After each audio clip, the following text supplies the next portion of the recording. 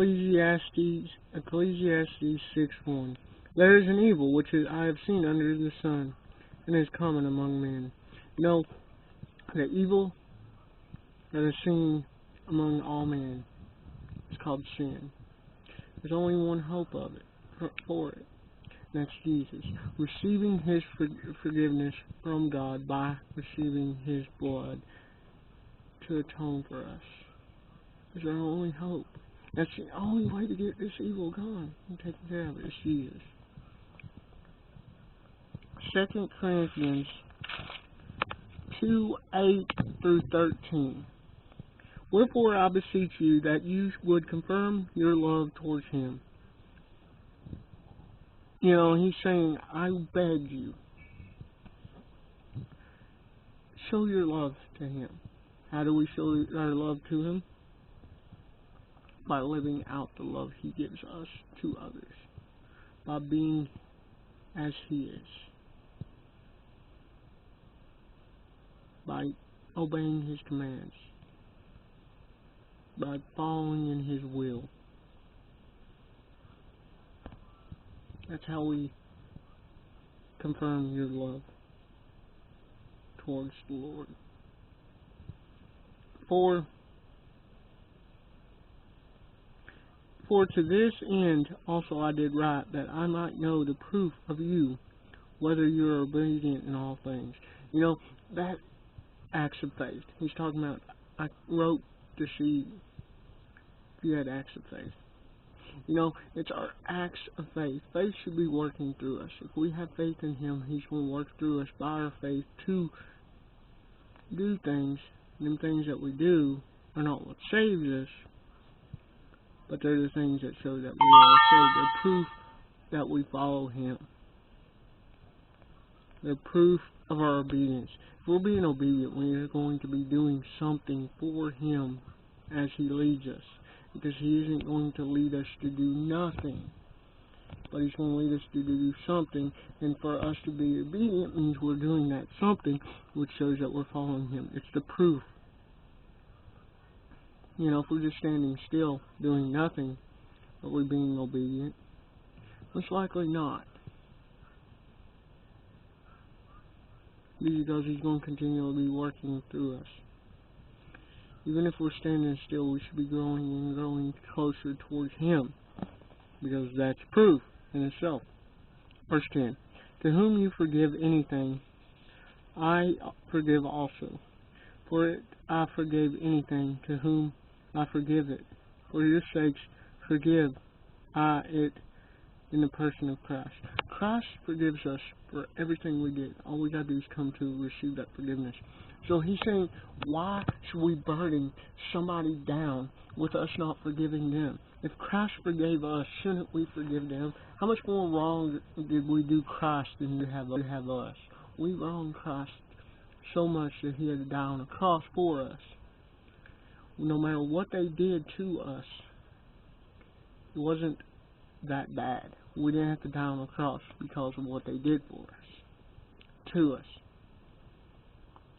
So we should be willing to forgive them, because Christ forgave us and loved us while we were at our worst. We should be able to forgive them and show them love. By forgiving them, we show them love. Verse 11. Lest Satan should get an advantage of us, for we are ignorant of his devices. You know, he uses things such as anger and bitterness towards each other, and it will if it's not dealt with, but it will also affect our relationship with the Lord, because it stands between us and Him. You'll eat at up. You know, if you're angry and bitter and hate towards another person, it may hurt them, but it hurts you. It hurts your relationship with God. If you're not willing to love and forgive, then that stands between you and the Lord. And Satan's main objective is to make any Christian have something stand between them and the Lord. So their witness isn't as effective because they're not as close to God. He wants to kill the witness of a believer, so that there are not as many coming to be believers. Furthermore, verse 12. Furthermore, when I came to Troas to preach the Christ's gospel, and the door was opened to me of the Lord. The Lord opened the door. And that's why Paul knew he needed to go through it, because the Lord provided the opportunity. It's also Christ's gospel. It isn't the gospel of Paul. Paul didn't preach his message. He preached the message the Lord gave him. It was the Lord's message brought to you by Paul. Paul never claimed he opened the door. He knew it all the time as the Lord. It's a show of humility. All Paul's acknowledging is he was obedient to preach. The Lord opened the opportunity for him to preach, and he took the opportunity to preach. But it wasn't his message he preached. It was Christ's gospel. It wasn't him who opened the door of opportunity. It was the Lord. All he was doing was being obedient. When we're given opportunities, we should take them. When the Lord gives us opportunities, we should take them. When the Lord gives us a message, we should share it. And that's what Paul was doing. Just simply being obedient.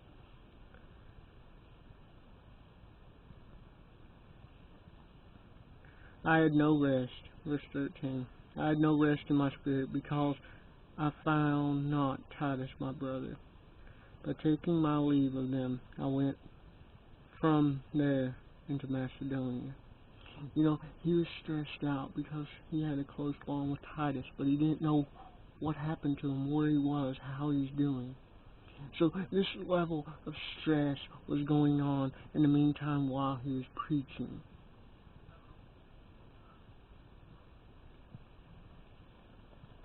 So he went to Macedonia to get some relief. You know, sometimes we gotta take a break and get relief.